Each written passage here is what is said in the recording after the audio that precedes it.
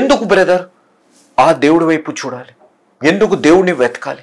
ఎందుకు ఆయనే మూలం? Why is only the source for our life? మా జీవితాల్లో నీతికి కానీ మా జీవితాల్లో బలానికి కానీ ఎందుకు ఆయననే మూలము అనే ఒక ప్రశ్న మీ జీవితాల్లో రావచ్చు. నేను చెప్పే మాట మీరు గమనిస్తే, ఇశ్రాయేలు ప్రజలు వారిని దేవుడు ఎంత అద్భుత రీతిలో కాపాడారు, ఎంత అద్భుత రీతిలో బయటకు తీసుకొని వచ్చారు. కాపాడినప్పటికీ వారి జీవితాలు మారలేదు. మారు మనసు, రక్షణ అనేది వారి జీవితాలు. ఎప్పుడు చూడండి కంప్లైంట్లు, ఎప్పుడు చూడండి ఫిర్యాదులు, ఎప్పుడు చూడండి సనగడాలు గొనగడాలు, ఇవే ఉన్నాయి. వారి జీవితాలు ఎప్పుడైతే కష్టం వచ్చిందో దేవుడు వారి జీవితంలో ఒక కార్యం చేశారు. ఎప్పుడైతే ఇత్తడి సర్పాన్ని అక్కడ నిలబెట్టారో, ఎవరైతే ఆ ఇత్తడి సర్పం వైపు చూస్తారో ఆ ఇత్తడి సర్పం వైపు చూసిన వారు స్వస్థత పొందుతున్నారు. అంటే ఇత్తడి సర్పంలో ఏమీ లేదు. నేను చెప్పే మాట దేవుడిలో ఉన్న గొప్పతనం. దేవుడు దాని ద్వారా వారి జీవితాల్లో చూస్తారా లేదా, చూసిన వారందరూ వారు రక్షింపబడ్డారు అనేది మనం గ్రహించాలి. ఈరోజు నా జీవితాల్లో మనం గ్రహించవలసింది, దేవుడి వైపు మనం చూడాలి. ఎందుకు ఆయన వైపు చూడాలి? ఎందుకు హీఈస్ ద సోర్స్ అనగా, మీరు ఈ వచనాలలో గమనిస్తే 22వ వచనం నుంచి మీరు గమనిస్తే, ఆయన ప్రమాణం వేసుకున్నారు. దేవుడు నామానికి మహిమ కలుగును గాక. ఆయనపై ఆయన ప్రమాణం చేసుకున్నారు. ఆయన సత్యము పలికే దేవుడు. ఆయన మాట ఇస్తే ఆ మాట ఎన్నడూ కూడా నెరవేరకుండా ఉండేది కాదు. అది ఎన్నడూ కూడా ఖాళీగా తిరిగి వచ్చేది కాదు. It will never return back empty and it will never be like nil. It will definitely అది నెరవేరే వాగ్దానము. అది ఖాళీగా తిరిగి వచ్చేది కాదు అనేది గమనించాలి.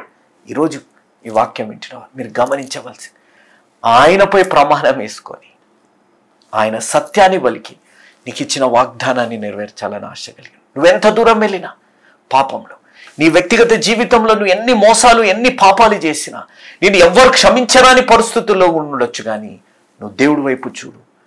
He's the source to change your life. నీ జీవితాన్ని మార్చే మూలము ఆయన దగ్గరే ఉంది. ఆయన వైపు నువ్వు చూడు. ఆయన ద్వారా నీకు రక్షణ కలుగుతుంది. ఆయన ద్వారా నీ జీవితము మారుతుంది అనేది మీరు గ్రహించాలి. ఈ వీడియోని చూడండి ఒకసారి. LGBTQ అని అంటారు. అంటే మగవారిని ఇష్టపడేవారు, ఆడవారిని ఇష్టపడేవారు, లేకపోతే మగవారు ఆడవారిగా, ఆడవారు మగవారిగా అయిన వారు ఇలా అంటారు. ఇతను మీరు గమనిస్తే ఆడవ్యక్తి మగవాడిగా మారినవాడు. ఈయన ఆడవ్యక్తి మగవాడిగా మారడానికి అన్ని సర్జరీలు అన్నీ చేయించుకున్నాడు. అన్ని సర్జరీలు అన్నీ చేయించేసుకున్నాక ఒక రోజు ఇతనికి ఒక దర్శనం వచ్చింది.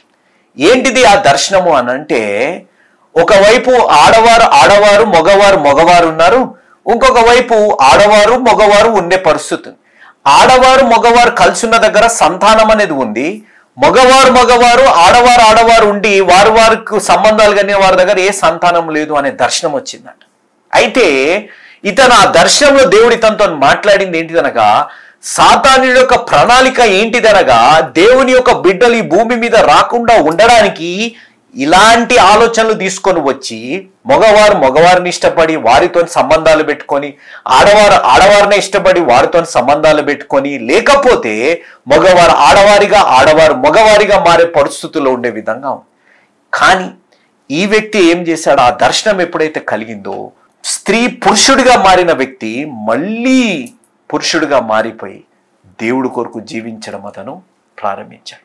ఈ రోజుల్లో మనం గమనిస్తున్నాం చాలా మందిని, స్త్రీలు పురుషులుగా మారినా, పురుషులు స్త్రీగా మారినా ఆ విధంగానే ఉంటున్నారు. ఆ విధంగానే వాక్యం చెప్తున్నారు. దేవుడు మారుస్తే, నేను చెప్పే మాట, సమస్తాన్ని మార్చగలిగిన దేవుడు. నీ హృదయాన్ని మార్చాడు. నీ అవభావాలని, నీ మనస్తత్వానికి ఉన్న ఫీలింగ్స్ని మార్చలేరా? మార్చగలిగిన దేవుడు. కానీ మనం మారుతున్నామా అనేది ఒక్కసారి ఆలోచించాలి. ఈరోజు దేవుడు నీతోని నాతో ఆయనపై ప్రమాణం వేసుకొని, ఆయన సత్యాన్ని బలికి, ఆయన నీకు ఇచ్చిన మాటని నెరవేర్చే దేవుడు. నువ్వు నేను చేయవలసింది నమ్మడమే అనేది మనం గ్రహించాలి.